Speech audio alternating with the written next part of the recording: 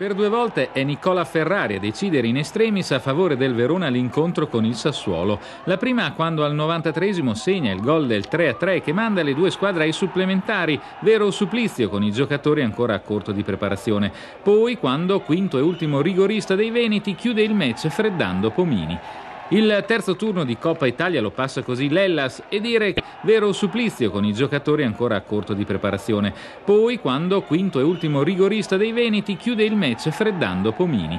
Il terzo turno di Coppa Italia lo passa così l'Hellas e dire che la partita si mette subito bene per il Sassuolo, in vantaggio già al 17esimo con Boachi che con un po' di fortuna devia nell'angolino una punizione di Magnanelli. 4 minuti dopo Troiano causa un calcio di rigore alla fine di una mischia in area nero-verde.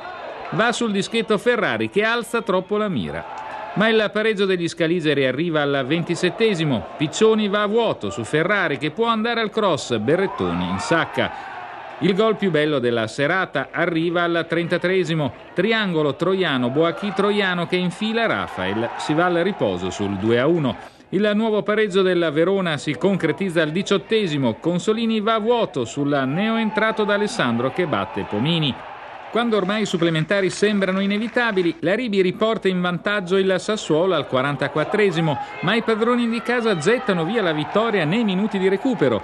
Ferrari non sbaglia più nulla, mentre la Ribi prima e Boachi dopo mancano la porta nei rigori finali. L'incontro finisce 7-5 per il Verona.